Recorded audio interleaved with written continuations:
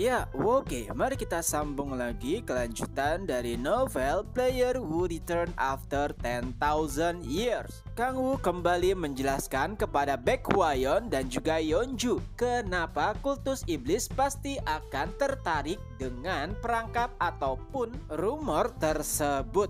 Ia pun berkata, apakah kalian pernah mendengar tentang cerita dari Marshmallow? Dan tentunya keduanya mengetahui terkait dengan cerita tersebut karena bukunya merupakan salah satu buku bestseller. Isi dari buku tersebut sangat sederhana, yaitu siapapun yang bisa tahan akan godaan pasti akan menerima ganjaran yang lebih besar. Dan Kang Woo juga sangat paham jika manusia bukanlah sosok yang bisa menahan godaan jika ada tepat di hadapan mereka. Apalagi pria bertopeng merah yang ada di dalam video. Kang Woo mengetahui jika ia memiliki energi iblis yang besar dan itu bisa menjadikan sifatnya seperti iblis kebanyakan. Dan itulah yang membuat Kang Woo semakin yakin. Bahkan dirinya sendiri kadang tidak bisa menahan nafsunya. Oleh sebab itulah ia sangat yakin jika diberikan rumor terkait pemain rendah beratribut lebih dari level S, mereka pasti akan bergerak walaupun resikonya tinggi. Setelah mendengar penjelasan Kang Woo, Baekhwayeon dan juga Yeonju pun bertanya siapakah umpan yang dimaksud, apakah dirinya sendiri? Tentunya tidak. Kang Woo tidak ingin melibatkan dirinya secara langsung pada insiden tersebut dan mengundang banyak mata. Akan tetapi ia sangat tahu pasti siapakah seseorang yang bisa dijadikan umpan. Tentu saja siapa lagi selain Kim Si-hyun. Pria muda, level rendah, dan beratribut SSS. Pastinya kultus iblis akan tergiur dengan umpan tersebut. Dan 1 minggu kemudian, baik itu Yeonju dan juga Baekhwayeon telah menyebarkan rumor bahwa ada player level rendah beratribut tinggi yang sedang aktif di dalam gerbang kelas bawah. Dan ternyata rumor tersebut tersebar begitu sangat cepat. Itu bahkan di luar ekspektasi dari Kang Woo. Tapi walau demikian, selama 1 minggu pula Kang Woo belum pulang ke rumahnya. Ia selalu saja mengawasi Kim Si-hyun. Walaupun ia menjadikannya umpan, tapi Kim Si-hyun merupakan aset berharga baginya. Di masa depan ia pasti akan sangat membantu Kang Woo.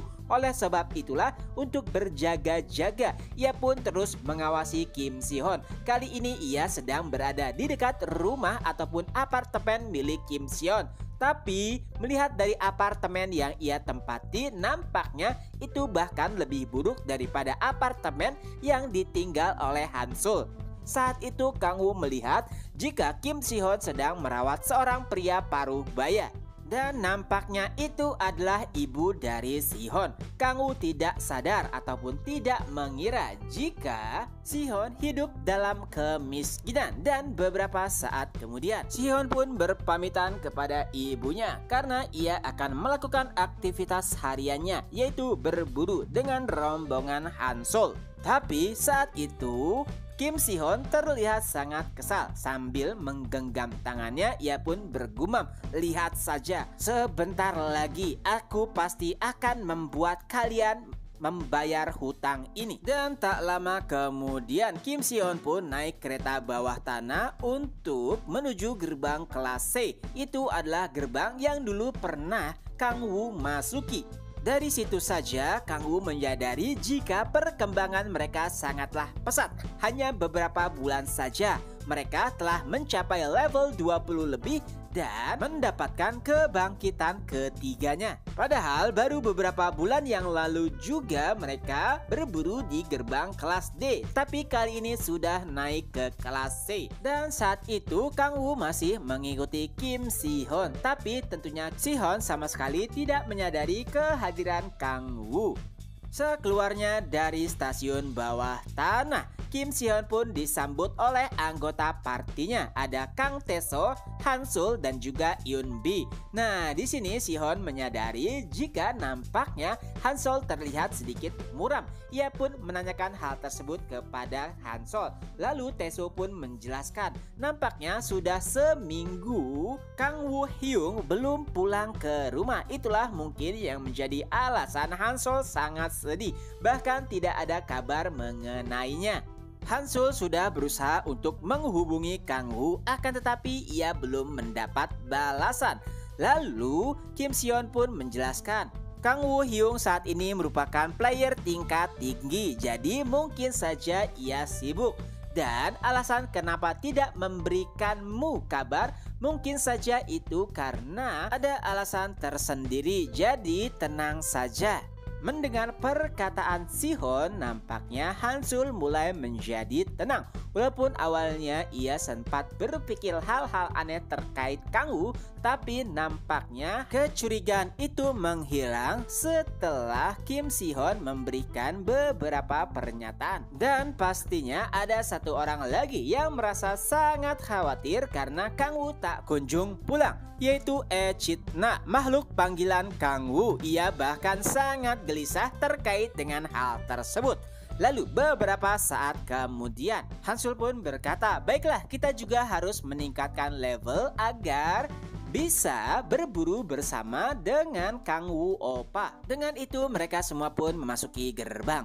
Di lain sisi, sambil menatap party milik Kim Si-hyun, Kang Woo merasa sangat bersalah. Tapi itu adalah keputusan yang telah ia buat. Jadi mau tidak mau ia harus menyelesaikannya. Apalagi kepada Echidna yang selalu bergantung padanya. Kali ini Kang Woo juga harus benar-benar menyelesaikan tugas tersebut. Apalagi ia juga rindu karena sudah 1 minggu lebih ia belum memakan rebusan kimchi. Dan setelah melihat rombongan Kim Si-hyun memasuki gerbang, Kang Woo pun mulai bersiap untuk ikut memasuki gerbang tersebut. Walaupun itu adalah gerbang kelas C, tapi karena Kim Si-hyun merupakan umpan, ia sangat meyakini jika kultus iblis telah menargetkannya. Dan untuk jaga-jaga, jadinya Kang Woo pun ikut masuk ke dalam gerbang tersebut. Dan dengan itu pula chapter pun berakhir. Nah, itulah kemungkinan kelanjutan dari novel Player Who Return After 10,000 Years. Semoga terhibur. Ketemu lagi di next video. Bye-bye.